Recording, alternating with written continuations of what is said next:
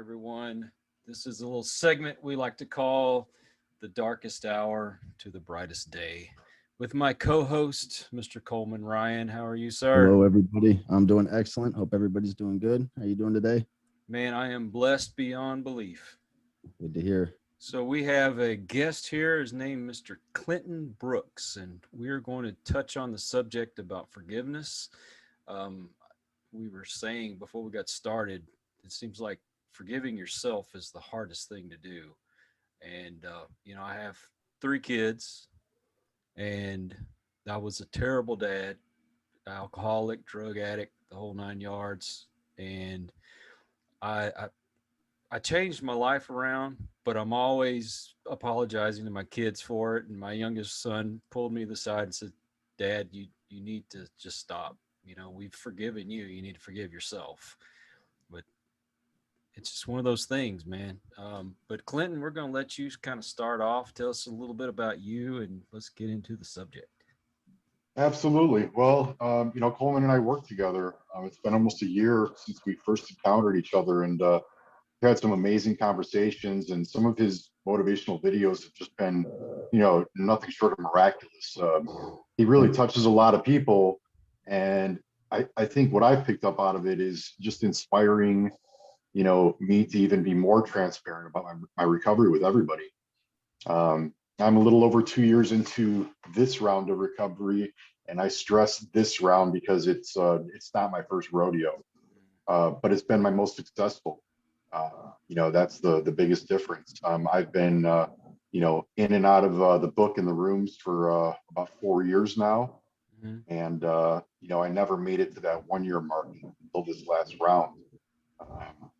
And I think the difference when I kind of look through it, and when people ask me, what's different this time, because I had 2.5 months, I had 10 months, I had 5 months, and the common denominator that I found is that all of those times of sobriety and recovery began with handcuffs, and it was kind of most people can relate to that, even if it was just a night in jail. For me, it was a couple trips to jail and a couple trips to prison. But this time around, it has been 100% voluntary. And, I rarely speak in absolutes, but that's one thing, is that every day that has gone by, for almost 850 days, it's been 100% my choice. Didn't start with handcuffs or jail or a prison sentence. But it's been me giving it my effort every day, knowing that it's never going to be perfect. But, my best is pretty darn good these days. I have a history of doing some really dumb stuff. I mean, that's it, and I think a lot of us do. And forgiveness, it's something that as I've gone through a couple relapses and, subsequently into this long-term recovery or longer, I stress that ER at the end of it, because, we all know that it's just one bad mistake away from ending up back down that spiral. But my last two relapses were only a week long. One of them landed me back in prison, and the next one landed me in the place that I work right now. Which is a pretty magical thing, that I literally work the unit that my sobriety began at 27 months ago, and I spend 40 hours a week there. It's awesome. Pretty. And I have my weird moments. Doing Thank you. Job. Yeah. Thank you. I do what I can. I work for the patients. I don't work for anyone else. That's all there is to it. I have amazing coworkers that make the struggles that we endure there a lot better. Coleman and I cross paths a few days a week. Hey, what's up? We get to chop it up a little bit. What went down today, kind of thing, and encourage each other. Absolutely. And it's pretty amazing that either of us, after a 12-hour shift at this high acuity environment, we can still have that a little bit of a smile. We're pretty beat up and we're tattered, but we know that we're doing work that's benefiting so many people. It's touching so many people. Absolutely. Yep. But going to the topic on forgiveness, it's something that in my household I can't say I really grew up with. Obviously, kind of a root thing. You teach your kids, if they mess up, you go say sorry, and you say it sincerely. But I think as we get older, you start cutting below to different levels of that forgiveness. And you start realizing it's by yourself too, unloading that burden. That's a big deal. Yeah. It was one of those things where I was 9 years old, and when I recount my past, that's when my life took a dramatic change. My maternal grandmother passed away suddenly. Her sisters withheld information that prevented my mom from getting to spend basically 2 days with her mom before she passed on. And it's something that when I look back at it, that's when my mom's drinking really took off. I was noticing it. I think it was there beforehand, but I just didn't notice it because it wasn't as intense. My mom also was, the daughter of an abusive alcoholic father who died drunk driving right before I was born. So I was born into a traumatic environment in that sense. And I didn't really know about my grandfather until my dad kind of spoke on him a little bit, probably me as a teenager or something like that. Literally the quote was, "Nobody cried at his funeral." It was that bad. But my mom needed to forgive everything that was going on, but instead, she kind of put it into a bottle. And I think it's part of it is just that's kind of the environment that I grew up in. We held grudges. My mom held a grudge against her family. My dad held a grudge against his sister. It was just what I was surrounded by. I didn't know any different. I didn't understand, how liberating forgiveness could be. When we kind of fast forward a little bit from there, at 18 years old, I found out I was going to be a father. I was on vacation and called my then at the time girlfriend, my daughter's mom, and said, "Hey, just what's up?" And she tells me I found out that I'm pregnant. And 18 years old, you find that out. It's a pretty traumatic experience in that. But I had zero support from my parents.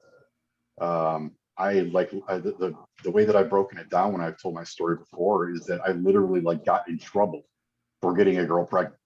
Like, how dare you, son? So that's where the guilt and shame of that whole situation really was kind of spawned. It was always an uncomfortable subject in my household. I was not a part of my daughter's life because a part of it being a lack of support. I've taken responsibility now. Obviously, at 18, 19 years old, you're an adult, you're a man, you can make your own choices, but you're still at that point where you're kind of looking to mom and dad for a little thumbs up or a little hug or a little, couple words to console you, in a dark time. And I just kept on dragging that with me. I had resentments against them for not being there and not encouraging me to be a part of my daughter's life.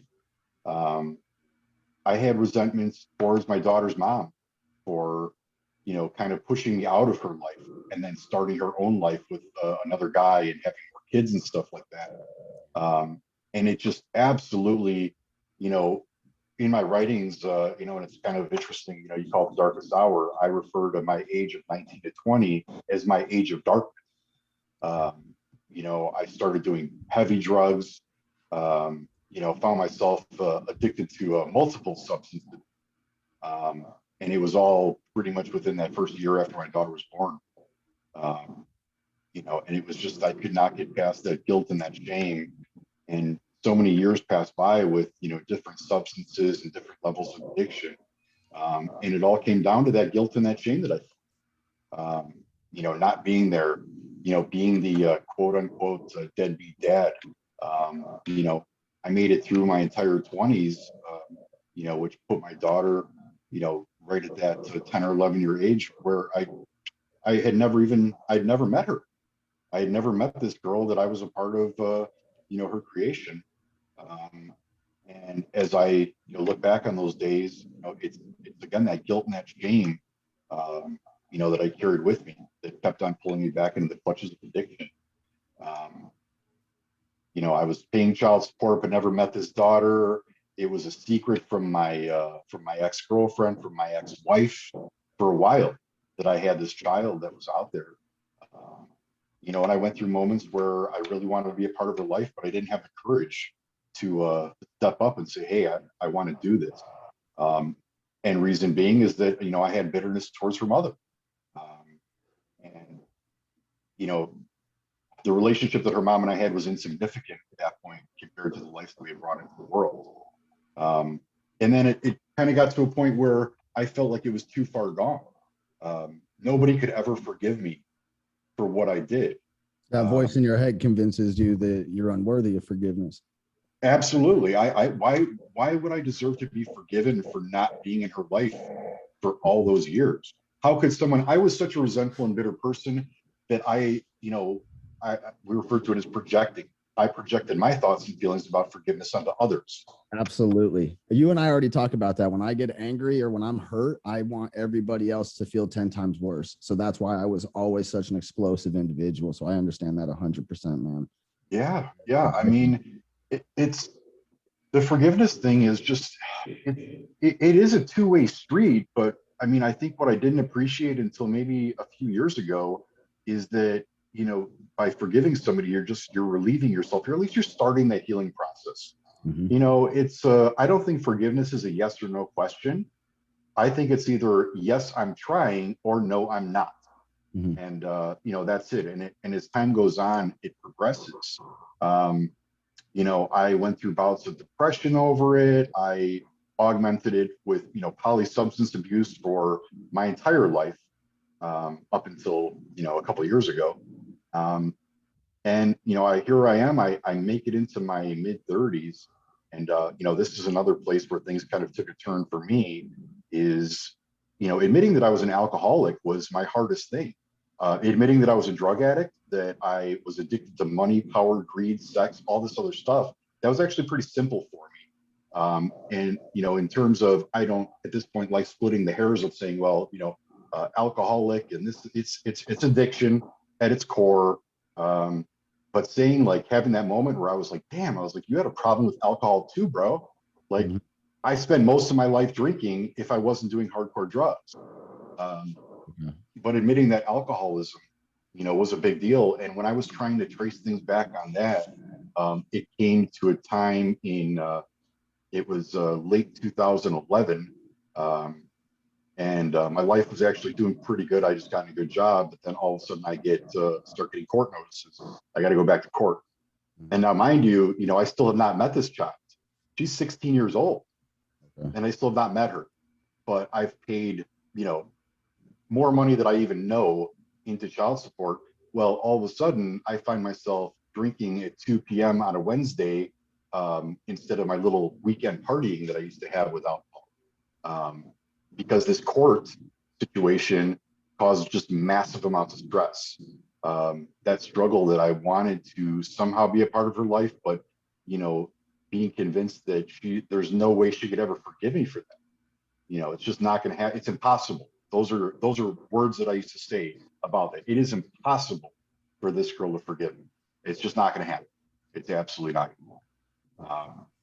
And the fateful moment in January 2012, I'm going in for an income review and a child support adjustment, and what should have been a pretty standard, straightforward, court appearance. And, I've been to court 30, 40, 50 times before that for all this stuff, over the course of 16 years. And I'm sitting in this courtroom, and it's pretty nasty in downtown Chicago. You're in this just like, decrepit court building that smells musty, and it just, it stressed me out just even walking in there. I'm sitting in this courtroom waiting for my case to be called, and I look over, I see my daughter's mom come walking in, and I was like, oh geez, she always sits on the opposite corner of the courtroom from me, like we're furthest away from each other as possible. She has so much hatred and bitterness towards me, which a lot of that was my own manifestation of like what I would feel. And lo and behold, she walks right down my row and sits down right next to me. Oh, wow. And I was like, oh boy. I was like, what's going on here? Where is this going? And she says to me, she's like, your daughter's downstairs waiting, and if you don't come meet her, you'll probably never meet her. And talk about, being faced with a decision. this is something that I've always wanted, but something that I've been terrified of for 16 years. I used to sit there and think like, okay, if I do meet her in the future, like, how's it going to go down? How's it going to happen? What are going to be the circumstances? And I can't say I ever saw this one coming. It just, I think it was kind of just so far detached from a reality. So I made a decision to meet my daughter that day. I think I asked her mom to just give me a few minutes once court's over with, and let me go gather myself, which basically meant go to the bathroom and freak out because this was happening. Go have a Jim Carrey in the bathroom. Oh my, yeah. I mean, it was too much. I remember trembling. I mean, I remember, just sweat just pouring off my head, and I go down to the lobby and I'm just sitting there waiting, and here comes this girl that is clearly mine because she's over 6 feet tall, and I'm 6.5 feet tall myself. And it's like, what are you going to say? All these thoughts are going through my head. And, I just remember hugging her and telling her that I was sorry. And, that was the first time that I met her. And, that was where, I started learning a little something about forgiveness myself. We sat there for probably close to an hour, and me just repeatedly telling her, I'm sorry, I'm sorry, I'm sorry. I didn't know what else to say to this girl that I'd caused so much pain to. She had her own struggles, and, I felt like every problem in her life had some root in me not being there. She had a stepfather in her life, and I remember being pretty thankful that he was around. I mean, we only had like 2 degrees of separation between friends and stuff like that, so I would get little updates here and there when she was younger. But yeah, I mean, and that was the day that our relationship started, was the middle of January 2012. It was difficult. We had a lot of awkward conversations subsequently. We'd meet up for coffee or lunch and stuff like that, but she was definitely trying to forgive me. And that's when I guess I kind of started to try to forgive myself. I still had in the back of my mind that there's no way that we could ever really have a strong relationship because of our past. But I was also a big guy that would dwell in the past. I spent, just as much time in the present as I did in the past. It was quite overwhelming. It's crippling is what it is. It paralyzes the Absolutely. shit out of you, man. It's like wearing a ball and chain on both feet that aren't even there. Just memories of the past, and you allow it to control the present. You know what I mean? It sucks, man. Yeah. I mean, if I could kind of interrupt you. Yeah, go ahead. Absolutely. First off, I want to say I appreciate the fact that you have the courage to come out and tell your story like this, and being out in the open. Second of all, and I don't want to take away from your story whatsoever, but when I first got arrested, and I was fortunate enough that I got probation from it, and they force you to go to rehab and all that kind of stuff. It's one thing when you have court tell you have to go. It's a whole nother thing when you decide to do it on your own, because you have to decide for yourself. Somebody else can't make you do it. So congratulations on 2 years, by the way. No, it is thank you so much. Very true. Like you touched on that in the beginning, Clinton, saying that if we going on your own was the biggest difference. Like I only checked into treatment one time, and that was the time I got sober, November of 2019. Every other time it was prison or forced on me as a juvenile, just sent in juvie or sent to some treatment program, and it never worked because I wasn't ready, right? And then the other thing I want to ask you real quick is, you talk about this reflection, man, and it's very impressive hearing you actually lay out what happened, and then you tying the cause to it from your childhood. You mean going back and really investigating what the root cause of this ailment and this addiction was, right? And I just want to commend you on that, but I want to ask, was a lot of this done in prison? A lot of the reflection? Yes. Oh, positively. So I guess a little more background. Yeah, well, it's forced. I mean, But a You lot of know, time don't we, a lot of people don't do it, man. That you know just as well as I do. A lot of people go in there and just fuck around and just waste their time and come out a lot worse than before. And I did it for 7 years, and it took yeah, the last few for me to figure out, fuck, dude, I really need to look at the roots, right? So you yep. did it in a short period of time, man, and I want to commend you on that. And I was just curious if Well, that's where you did it because it's impressive. yeah, it's so, I mean, I guess a little more into my backstory is that I was, aside from one night, I was 40 years old before I saw more than one night in a jail cell.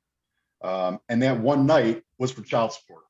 Um, yeah, so that was in like 2005. So I was right at the tail of my 20s. And I'll tell you what exactly happened after that one night in jail is I relapsed on opiates within, I think, maybe a couple months. And that's when I had this long drawn out court thing all of 2005 and most of 2006. And I was absolutely neck deep in an opiate addiction at that time. Because that was my original love affair. 19 years old, I started doing heroin and I overdosed at 20 and stopped. And then for the rest of my 20s, I was, you know, alcohol, you know, smoking weed, you know, doing just some recreational stuff here and there. And I say recreational loosely, but it wasn't, you know, my other substances were not commanding my life. But, you know, so it was interesting that it kind of kicked off that opiate relapse. But then, you know, fast forward another 7 years and that same kind of thing going back to court again, I still had like basically, for lack of a better term, I had PTSD from that whole court situation. So I started drinking heavily, you know, every day, you know, 2 o'clock, I, you know, drink until I passed out, you know, take a nap. My ex-wife would come home from work and we would hang out. But so I'm, you know, I'm 40 years old and I celebrated my 40th birthday in a homeless shelter alone. And I remember I looked at the clock. I was born at 2:06 a.m. and I remember sitting there in the day room at the homeless shelter at 2:06 a.m. I glanced and I was using meth quite a bit at the time, but I still had that attitude. At least I'm not doing opiate, because opiates are what dragged me to the worst, darkest holes of my life. But I had been clean off of opiates for a couple of months, and that was my 40th birthday celebration. Was good job, Clint. You're not addicted to opiates. Happy 40th birthday. And I'm alone. I had shut out my family and friends for I think a few months at that point. I had ghosted everybody that I loved. I had completely disconnected electronically. I turned my back on my daughter, my mom, my dad, all of my friends. I was very active in social media. Hundreds of friends all of a sudden overnight. There's nothing from Clint, and nobody knows where he is. Um, you know, my daughter, fortunately, you know, kind of being a little tech savvy, had started following my arrests and knew I was, you know, safe, I guess, when I was in jail or when I was in prison. Um, but a lot of that reflection began. It was actually just had my 4 year anniversary of the last time I did opiates, which was my arrest date in late April of 2017. And so, you know, after 3 days in the Matrix, one day of it spent in psych, you know, in a rubber room, and then on for more observation because I made some statements. But then all of a sudden, I'm, you know, going through opiate withdrawal. I'm, you know, detoxing from meth. I'm exhausted. I've been awake for so long. I started actually writing a journal, and it wasn't a daily journal. I guess it was more of like recounting, like these last 2 years into that relapse, like what happened, bro? Like what the hell happened? Yeah. And it was, yeah, it was forced time to reflect. And I mean, being a guy that had such freedom his whole life, and then all of a sudden getting locked up at 40, and that time I spent 2.5 months in jail, with uncertain end for a little while, which, you know, you and I both know is the worst when you don't know what's going on. You Mhm. know, once you have a number and you're like, okay, well, I'm going to go All do right, I can this, you're start cool. counting down. You know what I mean? Yep. Yeah, exactly. There's a light But way out there, but yeah, yeah, yeah, absolutely, right. absolutely. And you know, I had you know, a stack of misdemeanors. I had multiple felonies, and you know, here I am starting my thing in the legal system. So it was quite shocking for me. And I remember my cellmate even saying I was complaining about something random, And he said, man, he's like, you complain a lot, bro, or something like that. I'm like, bro, I'm 40 years old. This is my first time ever in jail. I'm like, you're 27 and you've spent a third of your life incarcerated. Who do you think is going to deal with this better? You know, I'm hungry, I'm upset, I'm angry, I have no connection to the outside world. And so, yeah, I needed to start figuring some stuff out. I really did.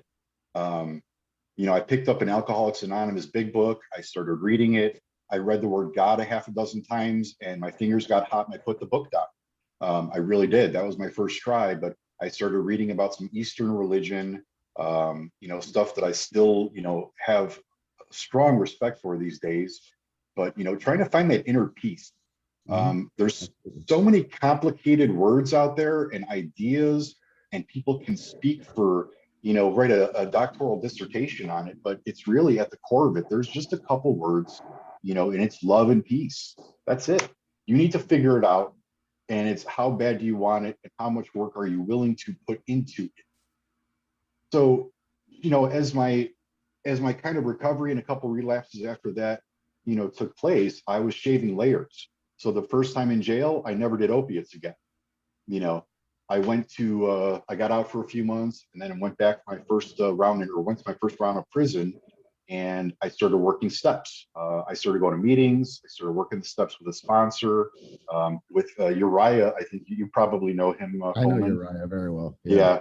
So he was my sponsor around this time 3 years ago, and he started taking me through the steps. Now, the first one, powerless over my addiction. I had actually joked about that for 20 years. Oh yeah, I'm a drug addict. You got drugs, I want to do it.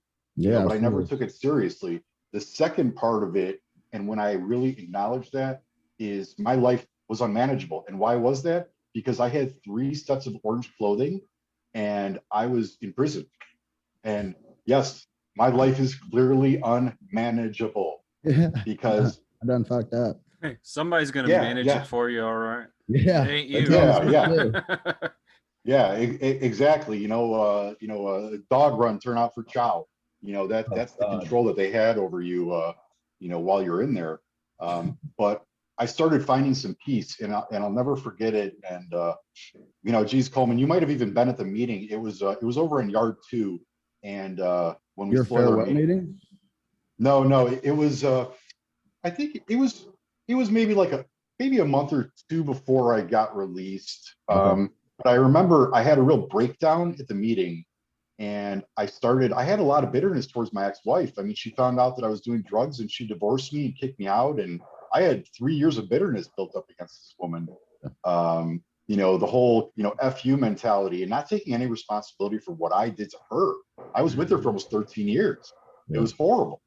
And I broke down. I don't even remember what I started sharing about, but I went off on a tangent in this meeting. And next thing you know, in a room with 20 or 25 ex-cons or convicts at the time, I guess. Yeah, we're locked. Convicts, Absolutely. Recon. Yeah, it's I'm sitting in this room, but I felt comfortable enough with this group of guys, all of us from different but similar backgrounds and different races, and I absolutely lost it. I broke down in a hysterical state of crying that I felt like I was going to have a heart attack from.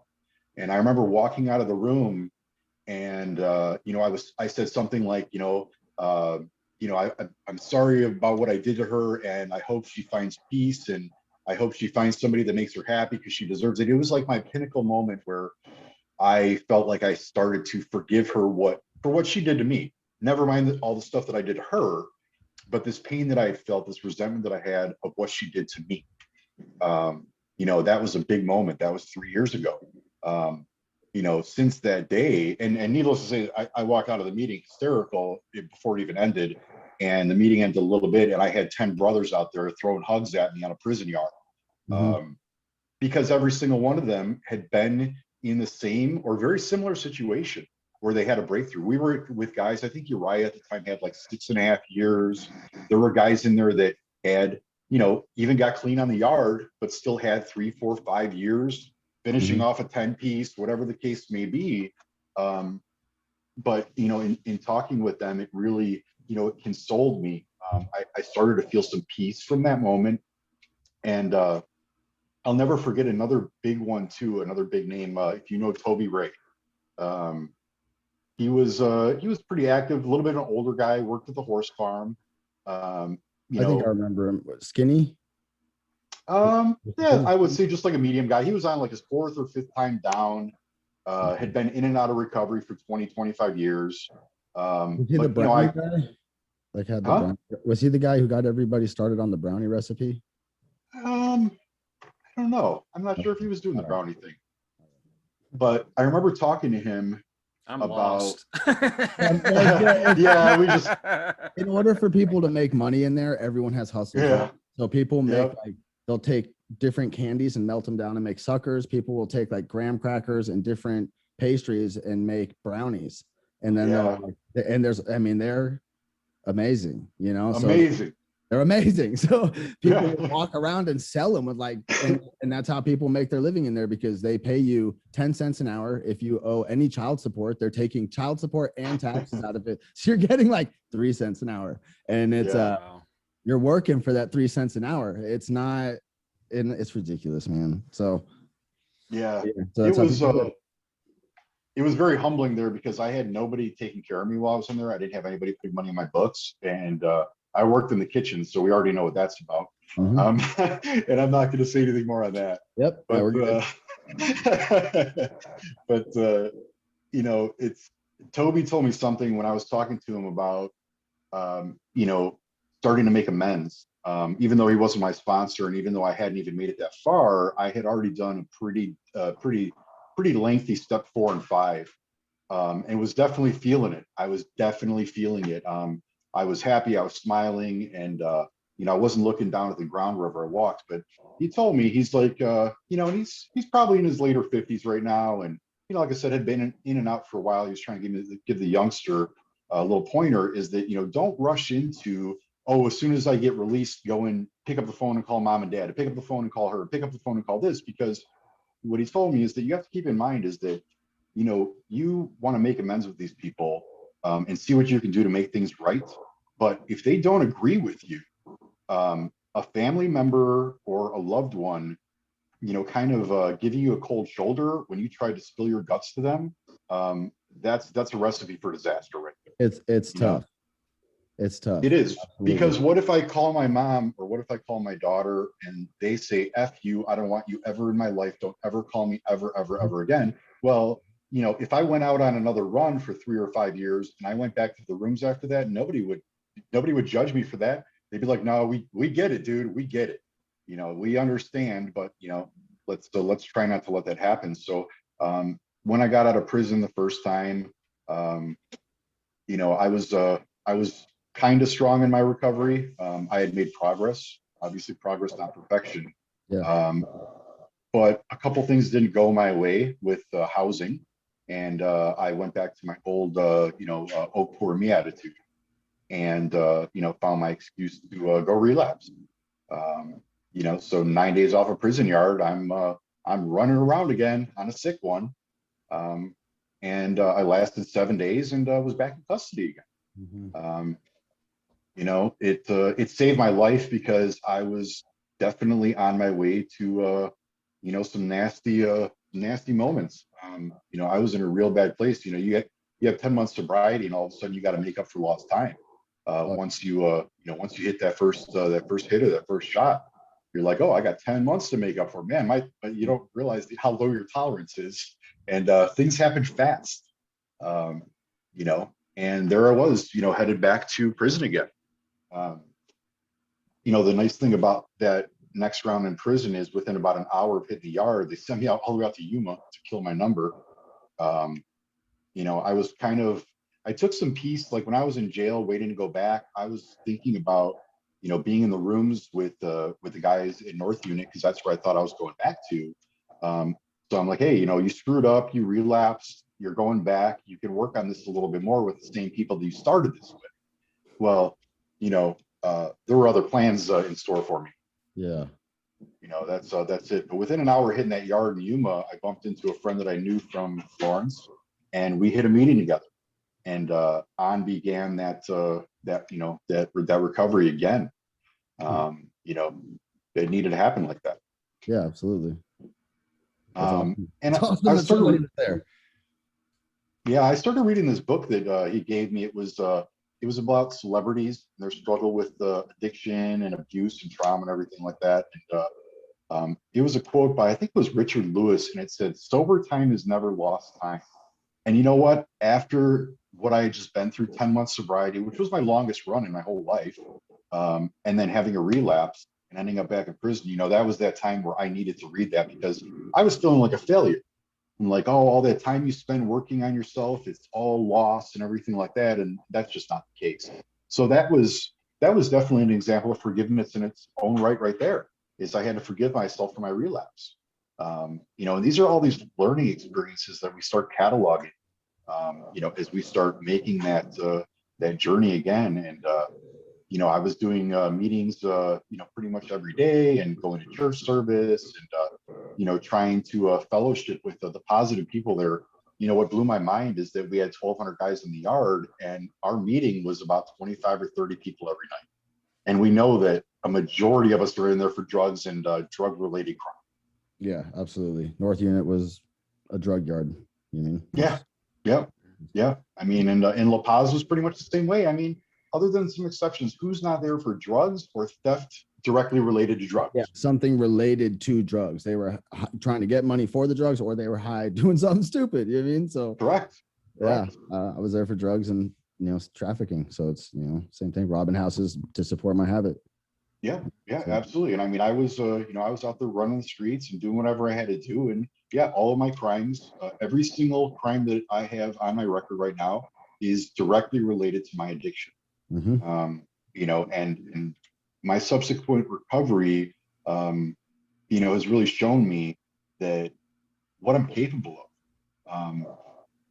You know, I even got off track here a little bit. You know, I remember reaching out to it right after my divorce. I remember reaching out to my first love, that I had after I did her so dirty it wasn't even like, it was another one of those, she could never forgive me, but something told me to reach out.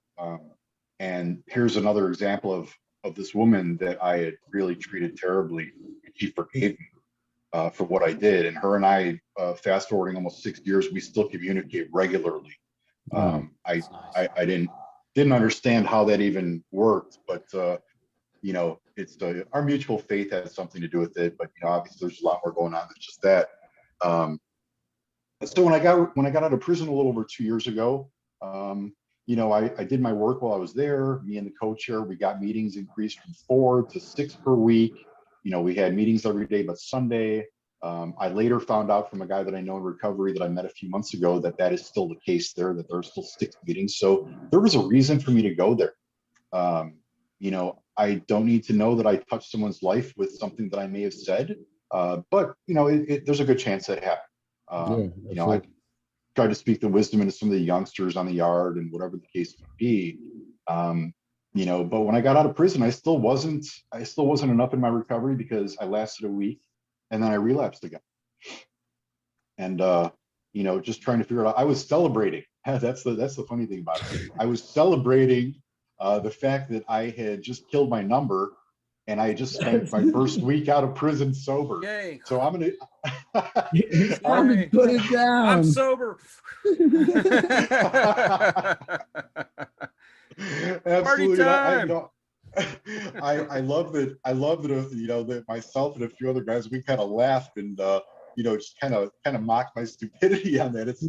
Yeah. It is funny. It is because Good. That's a good one.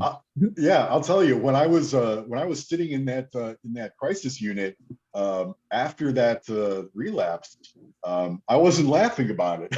Yeah, I wasn't right. laughing about how I was celebrating. I was in a really bad place, but you know, I found my way into a treatment program. I went to a long-term residential discipleship program.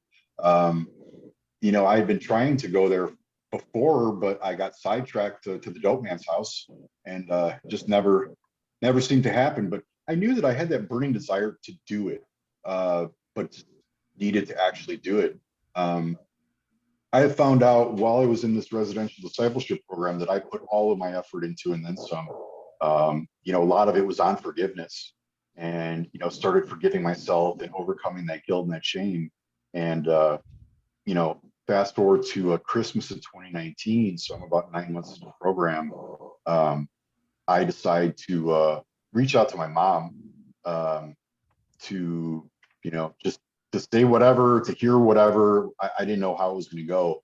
A month or two before that, I had found out that my father had passed away while I was in prison. And I was kind of prepared for that. I had this feeling in my gut, and actually, that feeling happened a couple months after my dad's actual death date. That I'm like, you know, I'm going to touch base with them when I get out.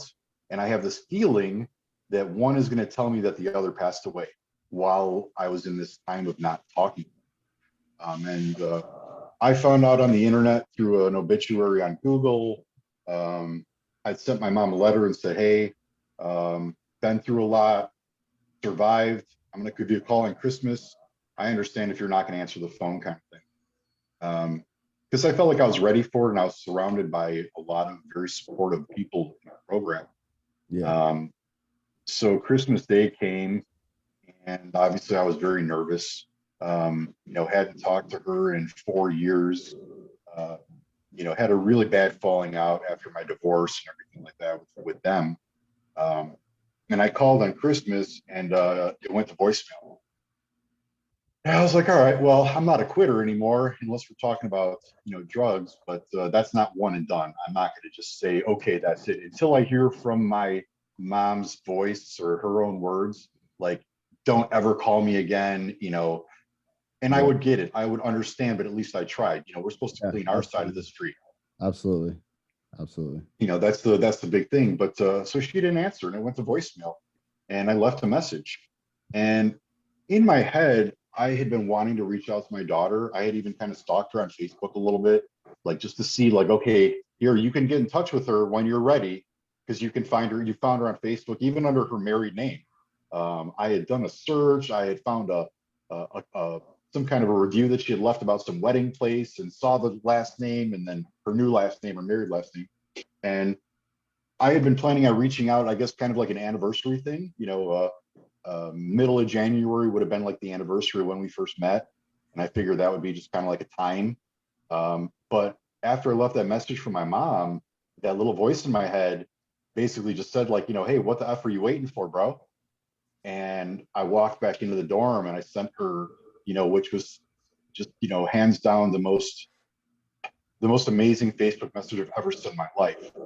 And just, you know, broke it down and said, hey, you know, I've been through some rough times, and I'm sorry. It was never you. I just wanted her to be sure that, you know. Oh, you cut out for a second here. We can't hear you, bud. Uh-oh. Hang on 1 second. Sure. All right, there we go. I got it. All right. But I wanted her to understand that. And I'm a descriptive writer. I journal. I've written probably over 1,000 pages of journaling in my life. So my words are very well. I was a salesman. I can get my point across very quickly with a paragraph. That's something that I've always had a gift of doing. And so I sent her the best paragraph of my life. And I spoke from the heart. And, you know, it's very tough with all this text messaging and very impersonal stuff these days. But if anyone was going to read a paragraph and say, you know, maybe it's worth giving him a shot again, that was a paragraph that I typed. That was it. And I read it and I reread. I probably read that thing 25 times and edited it another half dozen before I finally said, okay, send. And I got an almost immediate message back from her. And, you know, she said that she had been following my, you know, my arrests and everything. She knew that I was in a bad place. And, you know, she never stopped loving me. And it was just like, oh, just waterworks. I remember just standing there hysterically crying. And, you know, that idea that she was willing to at least give me another shot. If I blow it, you know, that's on me, but she's going to give me that shot and see what I'm made of. And, you know, here we are now, a month after that that message, we had been texting back and forth and had video chatted. She came out to visit me. She lives in Chicagoland. She came to visit me for my 1 year sobriety date at the program that I was at. And we got to sit there and talk for hours. And, now I'm like staring across the table. It's not this like, young girl. It's not this teenage girl. I mean, here's this woman who now has a child and is married. So we're having this adult conversation. I know she'll probably giggle at that and talk about how immature I am, but yeah, I am. Okay. I'm definitely the child show. So she's got 3 children in her life. She's got her husband, her son, and me. Yeah. Her 44-year-old man child for a father. But we had just this magical moment, and I'll never forget too. I started talking about my father having passed away, letting her know. And I remember I started getting a little teary-eyed, and she walked over and she put her arm around me, and I remember just this amazing feeling of like comfort. It was magical. I'm getting emotional just thinking about it right now. And this relationship that we've had since, I've gone out there and visited her a few times. I've met my grandson. I have video of it. Coleman's watched these videos and pictures. Yeah. He posts so many pictures. It's good. Yeah. Beautiful thing. It's a beautiful thing, for sure. It's absolutely amazing. I mean, we have this relationship that both of us always wanted. Both of us probably didn't believe would ever be possible. And I was a big part of it being impossible just because of my terrible attitude about it in general. Right. But it was what you knew, right? Like you had that biased view because it's what life had shown you, right? Absolutely. Like you talked about it. You grew up in a household where there was no forgiveness, and in my household, it was pretty much the same thing. Yeah. My dad was very abusive. You know what I mean? And my mother, in order to survive, is the type of person that liked to sweep things under the rug. If something happened, the next day it didn't happen. You mean we're gonna go to school, everything's great, and I'm sitting there like, what the fuck? You know what I mean? Like, how are we not talking about all this going on? And it destroyed me, honestly, because I didn't know how to forgive. So, I just want to commend you on that, man. And the relationship that you have with your daughter now is beautiful, right? I love seeing pictures. Every time you're going out there, man, I get excited because I'm like, hell yeah. I know how much that relationship means to you. You've shared it with me numerous times at work, man. Yeah. Are you sure we're not all brothers? Because it sounds like the same story. we are. I mean, I just actually said to somebody earlier too, he sent me a message and said something like, oh, if we lived in the same town, we'd be best friends. I'm like, you know what? I'm like, where I'm at in my life right now, the word friend to me is so impersonal that I regard everyone as some kind of a brother or sister, whether it be in recovery, in our faith, in our job. I mean, it's so much more. Survive, man. Everybody here is just trying to survive, and I do the same way. I don't see color, I don't see race, I don't see religion. I mean, if you can love me for who I am willing to love you regardless. And I just hope that absolutely you can see it.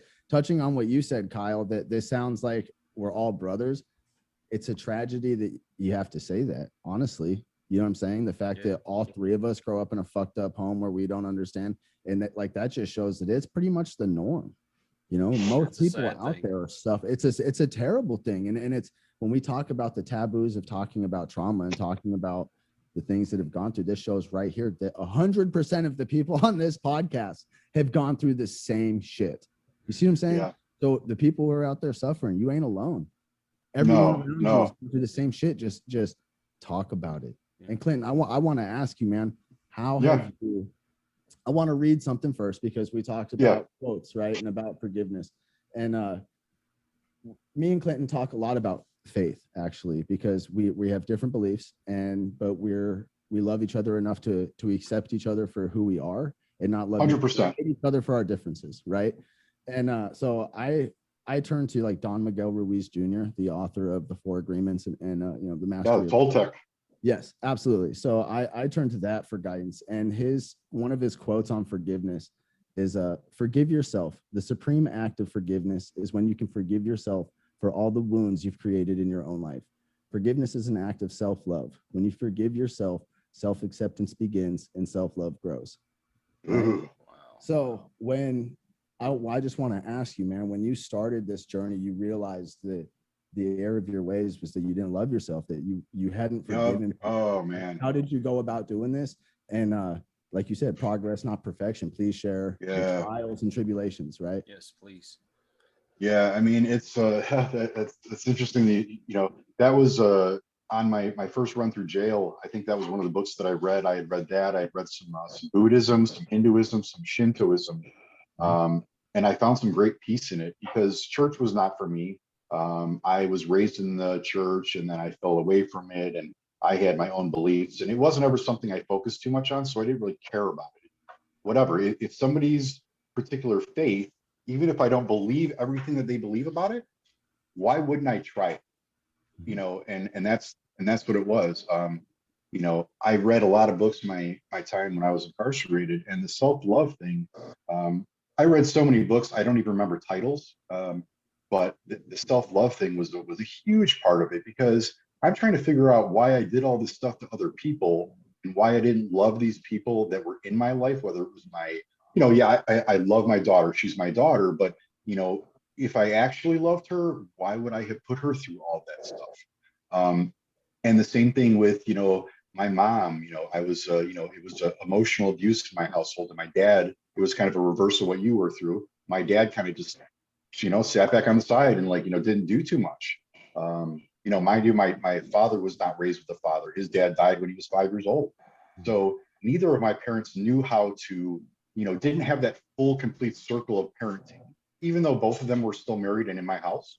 But that self-love, I felt like started to drift away. I think at one point in my life, I had a pretty good grasp on it, but it slipped away as my life got, more and more depressing, and became more of a dumpster fire. But it was really just trying to figure out like where it was, and how can I love others if I don't love myself? And I had so much hate and so much anger. I mean, who out there knows more about us than us? You hear people in relationships like husband and wife, or boyfriend and girlfriend, and when they get into a really, really ugly fight, why are they able to hurt each other so much? Because they know so much about each other. Oh man, Now, that's it right there. Now, if you take that, that's the truth. you know so much about somebody. Now, imagine if you know everything about them, how you can attack their every move. I never thought of it. Voice. That's that voice, man. Brilliant. Oh, relentless. Yeah, it really is. But once I acknowledged that, once I acknowledged that I did not have love for myself. Like, okay, if you try to tell yourself that you love yourself, why was I poisoning myself with multiple substances for all these years? Why was I putting myself in promiscuous sexual situations while under the influence? Those are not signs of somebody that loves themselves. Those are signs of somebody that is sick. Mm-hmm. They have a disease, they're sick, and they need healing. Whether it be, pharmaceutical or spiritual or emotional, whatever the case may be, so reading these books and reading, Buddhism and all that stuff, that had taught me okay, you need to focus on loving you if you ever want to stand a chance at loving anybody else.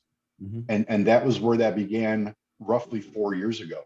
I don't even think you really understand what love is. Like, we see people that love each other, but when you don't love yourself and you haven't experienced that, you don't even know what the real emotion of love is. You're just trying to imitate what you see other people do. Yeah. And it's going to end in catastrophe, because keep up the act for so long.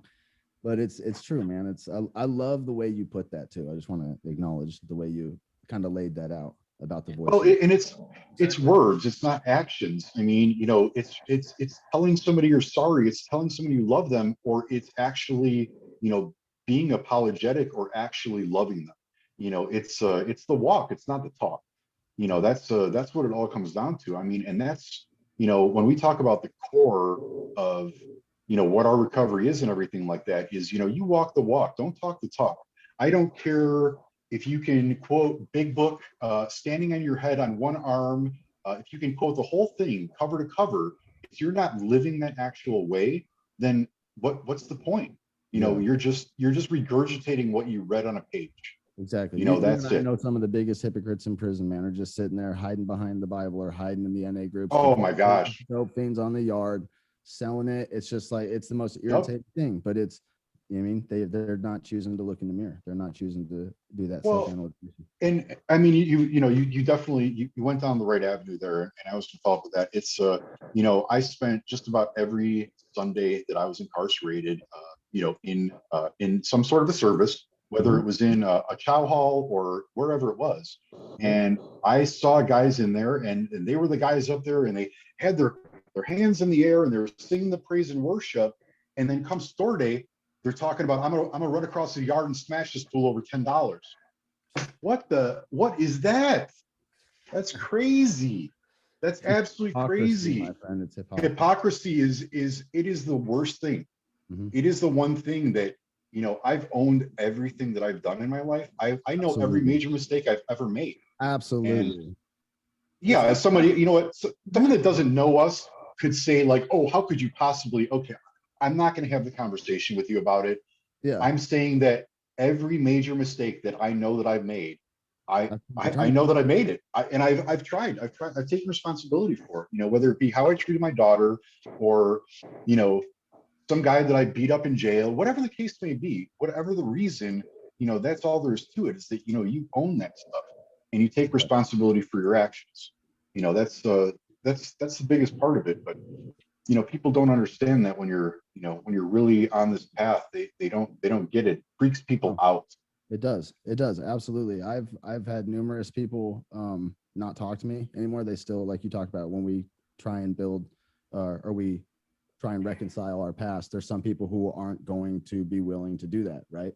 So No. I've had plenty of that. But I forgot what I was saying. CRS has kicked in. Oh Yeah. my God. Clinton knows my brain resets. Yeah, You've yeah. done this before. I totally forgot what I was saying. So take it away, Clint. Absolutely. So I'm actually I'm doing pretty good with my notes here. I mean, ADHD, my brain's all over the place. I was a big motivational speaker when I was in my program. I was the guy that would do last minute devotionals in the morning. I loved standing in front of 100 and some odd men and talking to them, and not for the platform, but was sharing that hope. When my daughter came and visited me in program, I wanted everyone on campus to see me and her, because they knew my story. I told it pretty much the same way I just told you guys. So I wanted these guys, half the guys on campus had children that they were estranged from, and I wanted them to see in the flesh, not hear me talking about it. Because anybody can get up there and talk and maybe command a room, and half the people in there may actually believe it. But I wanted them to see in the flesh, living, breathing forgiveness from this, recovering deadbeat dad. And she hates when I say that word, but that's why I say recovering deadbeat dad. They didn't meet her until she was 16 and then ghosted her, and is now, walking around and showing these guys that anything is possible. And it's not about, boasting and saying, hey, look, I've got my daughter. It's like, no, guys, you put in the work. You can have this too. Correct. Yeah, Correct. absolutely. Absolutely. Light the way. Yeah, and they can be taken either way. I'm sure there were some guys on campus like, oh, screw that, and that could never be me, because they felt like they were so evil and so bad about it. That voice right there, they're screwed. When you let that voice tell you that you can't and you believe it, you're not even going to try. So you're already screwed from the get-go. Well, and that's, when you dig into it too, I mean, that's relapse behavior.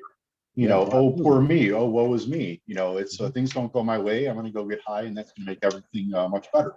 It's not the case. We both know that. Right. It does not end well. No. I've not at all. I mean, I've been on this journey now, and I've pretty much I take the daily steps to convince myself that if I ever did go out again, that's going to be it for me.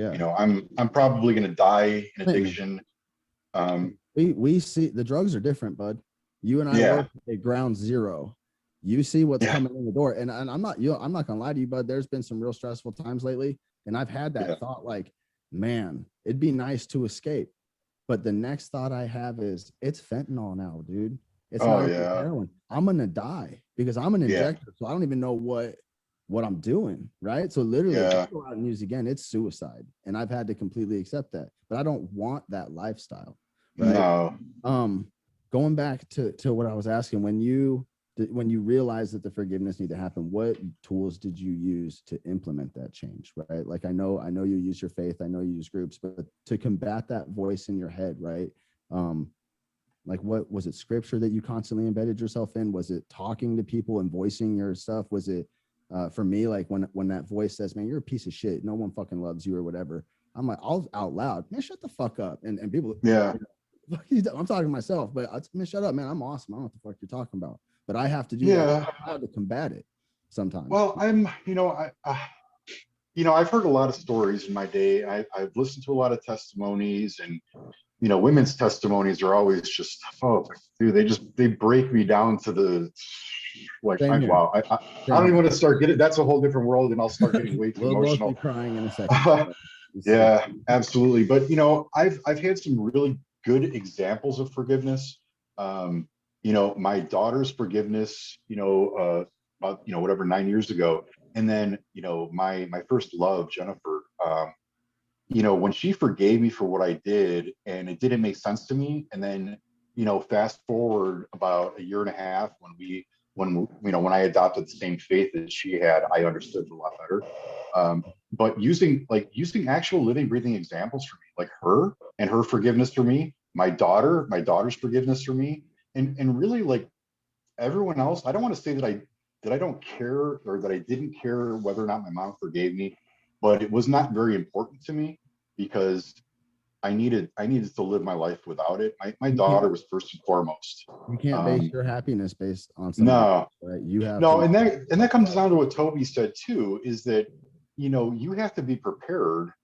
It's not about being a pessimist, but I think it's more about being a realist. Is that things may not go your way, and if they don't, you cannot let them redirect you from the positive direction you're in. So forgiving other people and the little things that I go through now, it's easy because I've seen the forgiveness that I've been given. So I have that kind of, like, at my core of forgiveness, is that I have these living, breathing examples that showed me how beautiful it is and how liberating it is, and just not walking around with that chip on my shoulder all the time. I was talking with a new tech at work that we were in the same program together. And we were talking a little bit about when I was dismissed from my program, and I was definitely voicing.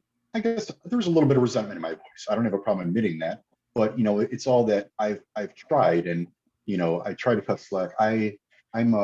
That's what I tell people too, is that I'm like a champion at cutting people slack these days. It's you go to a restaurant and get bad service from a waitress, and you tip her, 2% or 5%, whatever the case may be. Well, she was mean to you, but what you don't know is that, she just found out last night that her mom has cancer, her boyfriend cheated on her, and her car's getting repossessed. We don't know about all that other stuff going on. Everybody is going through some stuff. Some people more than others. Some people deal with it differently than others. So what you end up with there is you end up with so many variables that don't even try to understand it. It's like men trying to understand women. Just don't try. Just don't do it. Yeah, absolutely. But I would say it comes down to, like you talked about, growing up, you were exposed to certain things. I grew up, I was exposed to certain things. So even though we went through certain things that were similar, we went through a lot of things that were different. So our view on life in certain situations is going to be totally different. Right. So just because all three of us watch one situation happen, we're all going to perceive it differently because we have different bias from life. Yeah. Right. So I think that it's important, whether or not man or woman, if you can just realize that just because you perceive something the same way doesn't mean everybody else around you is perceiving it the same way. And it's important to remember that, right? Like, just like you said, man, God knows what's going on in her life right now for her to be having this type of day. She could just be that type of person, but the chances are something's wrong, and just not knowing how to manage it. Well, and it's I guess what I've learned too is that with the faith that I'm associated with, and I when I do my recovery talks and everything like that, I feel like I do a pretty good job of keeping it at a near secular level, because I don't ever want somebody to be turned off by something that I say. Because I remember how I felt when I read the big book for the first time. It was too much for me to all of a sudden God. So yeah, I have my faith, but I do my best to talk at a secular level. I mean, we talk about our faith with forgiveness, but what better to talk about my daughter and this girl that I spent 3.5 years of my life with. They forgive me, and everything that I put them through, nobody in this world can put me through what I put them through. So how would it ever be possible for me not to forgive someone, for something they did? And now that I have the understanding that the forgiveness is to relieve myself of that burden, that's what it is. That's the liberating factor, is that, I'm not dragging around this suitcase full of rocks. I've got a pocket full of sand. Yeah, there's people that if I bumped into, in the future, I would say, I don't know how it would go. I wouldn't be this aggressive guy that was holding this bitter resentment or anything like that. I may just give them a little bit of a head nod instead of walking up and give them a hug like I would one of my brothers. If I bump into somebody at a recovery meeting that did me wrong or whatever the case may be, it's not going to be, oh, I'm ready to fight. It's going to be like, you know what, dude, you're not cool enough to have me involved in your life. So hey, a little head nod, a little wave, a little cordial thumbs up. Yeah, exactly. Hey, you know what? I've got respect for you coming into recovery, and absolutely. That's it. That's the big thing about it. But it's I've been given so much forgiveness that if I withhold forgiveness for that's hypocrisy right there. Exactly. And that is like one of my biggest fears. Like when I talk to some people, is that you can call me whatever you want. You want to call me a junkie, ex-con, a former deadbeat dad. Go ahead. I've owned all this shit. I really have. I've owned those mistakes. I've taken responsibility for my actions. But if somebody could, with a contrite heart, say, "Well, you're a hypocrite," I'm like, okay, well, let's sit down and talk about this, because for me to be a hypocrite it's pretty much the worst thing that I could be. Because I'm all about walking that walk. I do a good job talking. I'm not afraid in front of groups. I stand in front of a couple hundred men and do a speech on 5 minutes notice, no problem. But it's if I'm gonna talk, you can bet I'm gonna do it while I'm walking. Because it's just don't talk about it, be about it. That's it. I tell people all the time, I don't give a shit what you say. I care about what you do, because we've been on the streets, man. We've been in prison. People, addicts will come up with the best lie you've ever heard in your life, and you're like impressed that they came up with this story off the top of their head. You're like, you are good, dude. But I don't care. You know what I mean? Like, man, so unless, like you said, unless you're walking the walk, I'm not listening to anything you say. And I mean, I may give you the day and respect the fact that you're talking, but just know that it's not being absorbed, because I know that you're not doing anything. I'm past that. Yeah. Right. I mean, it's, you may get a little bit of my attention, and, if you really want help, right? Yeah. You can just feed me some bullshit. I'm gone. Yeah. It's, the whole lips. I mean, I was a used car salesman. So if you think you're going to try to BS me, you got another thing coming for you. I'm like out of this world with my old ways of manipulation. But now what I use is my powers of persuasion. When I have a patient that wants to walk off my unit because they're going through it so bad that they want to go get high, that old manipulation that I used to take thousands of dollars from their pocket to sell them a car, I use that persuasion now to lay out the groundwork and lay out why they should stay. And it works. Doesn't work all the time, but it's me using a gift that I've been given, a talent that I have. It's a tool. It's not a weapon. My manipulation was a weapon. I used it. Now we use it as a healer. We use it to heal people. Absolutely. I tell people that. We actually talked about that on our last podcast when we talked about sex trafficking and stuff. We talked about charismatic people, and how if you're charismatic and you have the ability to grab the attention of a room, it can be incredibly dangerous. And I use my ability to manipulate people and the gift of gab to ruin people's lives, man, over and over again, and just without a care in the world, So I really commend you on sharing how you did that, right? And breaking that down, because I think it's important that people see different methods, right? Like for me, I have to combat with myself, right? But when I want to touch on something, when you talked about the examples of forgiveness, right? I remember when the moment for me came that I was I didn't understand the forgiveness. It was so foreign. And it came from my mother, who had, I've done so many things to my family and just been an absolute nightmare since I was a very little kid, you know? So it's been a long road, and many, many things have happened to where they shouldn't talk to me, you know? So I was in prison, and I'm sitting there. My mom came to visit. I was on Safford at this time, or no, I was on North Unit. It was like 6 months before I was going to get out. So probably about 8 months to the gate, actually. She came to visit. I had been programming at Safford, at least like I'd done the HVAC school, and then I had done the construction technologies. But being honest, like I lied, you know, I had asked my family for money for college. I did start going to college, but I was paying people to get the credits for me, you know? So like it looked like I was doing all of this shit, but I was just using that manipulation, right? So then I went to North Unit, signed up for that AutoCAD program. Yeah. And that was a giant scam that North Unit used just to get a bunch of money from the state. But I went there for that, and everything happens for a reason, right? Like I got involved with the program. But anyway, that's when things really started to change. Like I had done a program, Men in Recovery, that was like an 8-month intensive treatment program on Safford. As soon as I graduated from that, I went to North Unit, and I've been in prison for a long time. I have never seen anything like the recovery that was at North Unit. It was an absolutely beautiful thing. I was absolutely blessed to be there. Everything happens for a reason. And the friendships that were made there were forever lasting, right? But my mom came to visit me with my stepdad. And I remember I would sit there on my rack every day and think about going home, because the time was coming, and I had never tried.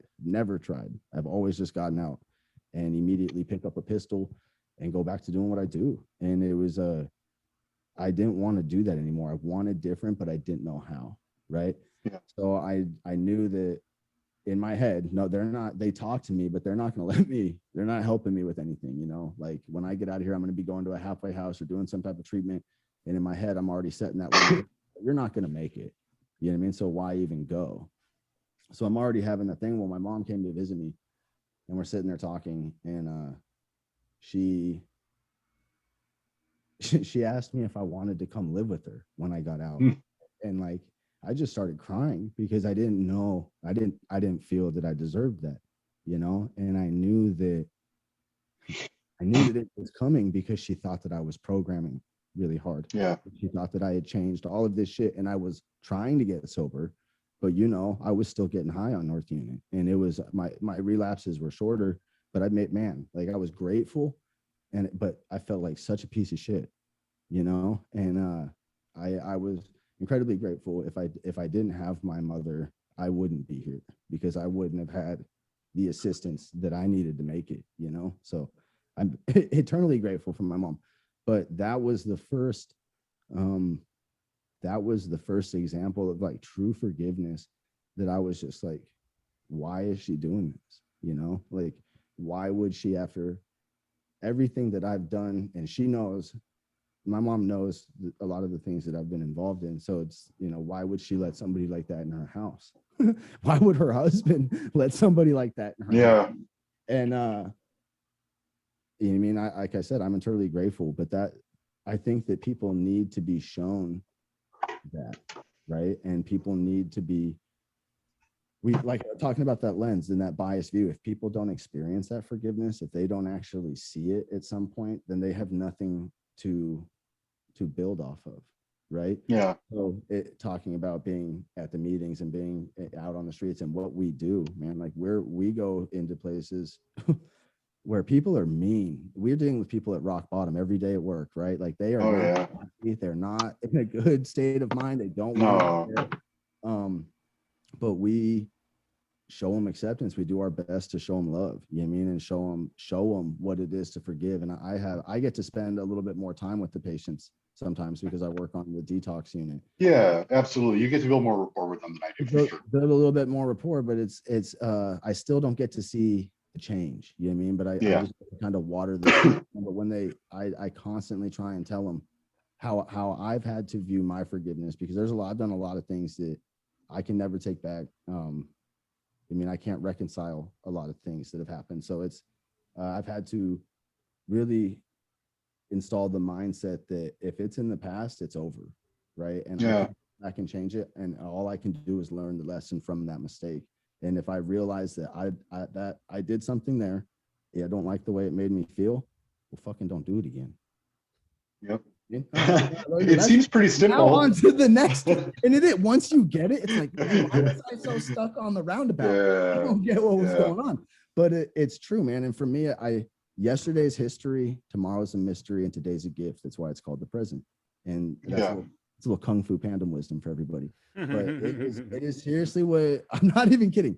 It is what one of the quotes that has helped me change my life. And I if it's happened, I don't care. And it can be something that really happened. And I'm not perfect. I have a huge temper. So sometimes something happens and I will explode. But what I used to not forgive, right? Like I would just hold that grudge. And if I saw you at any point in time, we were going to get it. And now I don't care. I don't care. You know what I mean? Like I'm over it. If I survived, if my family and the people that I love and care about, our coworkers and the patients that are there for recovery are not in immediate danger, then I have no reason to do anything. You know what I mean? And the gift of talking, the pen is mightier than the sword. I didn't understand what that meant until working at Community Bridges. For real, you have to know how to talk and you have to learn how to communicate with people. And it's people on a very wide, very broad spectrum, because we deal with everybody. And it's man, it's that relentless drive and truly understanding that it's progress, not perfection. Because I think our society breeds a lot. We have this idea that we all have to be perfect, and people beat themselves up. They let that voice tell them, man, you suck. Look at you're fat, you're too short, you're too tall, whatever the case may be. You know what I mean? Like you let that thing tell you over and over and over again what you aren't, instead of having to tell you what you are. You know what I mean? So I constantly try and back it up. But yeah. So Clinton. Well, and Coleman, you said the D word too, and I call it the D word because deserve, about deserving something. So, and it's interesting because a real good friend that I was in program with for a little bit, I think he's spent all of about 10 years in the yard as well. He posted something today and made reference to like not deserving or something like that. And what it reminds me of, it's a term that I didn't even know until a couple of years ago. Having been raised in the Catholic Church, we're told so often that we don't deserve, which really, it's religious abuse was the term that I actually learned. And I'll never forget when I was in program, I'd been in program for about 7 months. And I think probably about 2 years into my faith. And we were going up to Payson, like a men's group actually was taking us up to Payson, like on a scholarship. So we're going up there for a couple days, and it was like, men in recovery and sharing faith. And, okay, it's awesome. I remember I said to one of the guys that was probably about a year ahead of me in program, and I said, man, after all the hard work I put in, I really feel like I deserve this. And he looked at me, and immediately when he started to speak, I heard that deserve shaming religious abuse come back. He said, oh, you feel like you deserve it. Is that some entitlement or something like that? And he actually shamed me. This is a true story too. I mean, he shamed me into feeling guilty about using that word for anything because I don't deserve it. I don't deserve it. We don't deserve any of this. But guess what? My feeling about it is, and if for anybody that is out there in recovery, is guess what? You totally 100% deserve this. You totally do. Absolutely. As a Baptist, we think differently. We deserve everything. We deserve another piece of fried chicken. We deserve another scoop of mashed potatoes, another piece of cake, another piece of pie, a scoop of ice cream. We deserve all that stuff. We preach against everything except gluttony.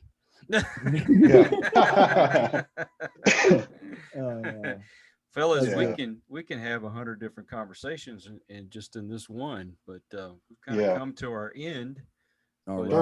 Clinton, we'd like to invite you back to have another conversation if you'd like. Absolutely. I feel super comfortable doing this, and big decision I made when I got back in social media is that I could either not tell anyone about what I've been through, or I could recover out loud. And my choice emphatically was to scream from the mountaintops about my recovery for the people that are suffering in silence in the valleys. Absolutely. And that's just the way that it's always going to be. I am not worried about being judged on my past or anything like that. I don't really care. I know that at the end of the day, guys like Coleman and me and yourself and all my other brothers and sisters in recovery, people's lives are going to be better because they've encountered us. And there's no arrogance to it. Like some people would say, oh, you think you're that powerful? Yes, I do. Yeah, I do. Because I've been through a lot. I put in a lot of work to get where I'm at today. Yeah, you know, thousands of hours put into this because I wanted it so bad. Yeah. Testimony is very powerful. Absolutely. That's the whole point of what I've thought like about this is conversation, the testimony of people talking about their stories, and really, like you talked about, Kyle, why did you get there? Right? Cool that you play baseball. Cool, you're an addict, but what happened? Like, what got you into addiction and what got you out? Right? That's the story that people want to hear. Right? Yeah, there's the people who just want to hear the war stories and shit. No. There's some that are funny, but it's not because it doesn't deal with anything, right? And that's what this is about, is getting to the root of the cause, right? Flipping the script on people and letting them see that we have something to fucking offer, and we have an education that they can't pay for. Chapter 34 isn't going to tell you what it's like to sit in an 8x11 for a shit ton of years and smell another man's fart. You know what I mean? Like, it's terrible. I mean, terrible. It is. So I want to close this off on one thing real quick, and I know Coleman's gonna, in his mind or out loud, call me a stan, but I heard it this morning. Okay, go ahead. So it's a song, Eminem, and it said I squashed my beefs and things seem to be looking decent recently. And as I'm waiting to do this with you guys about forgiveness, I mean, that really just like jumped right out. You know, you squash your beefs and things start looking decent. You know, and decent is better than where we used to be, but it's still not where we need to be or want to be. But decent is a lot better than doing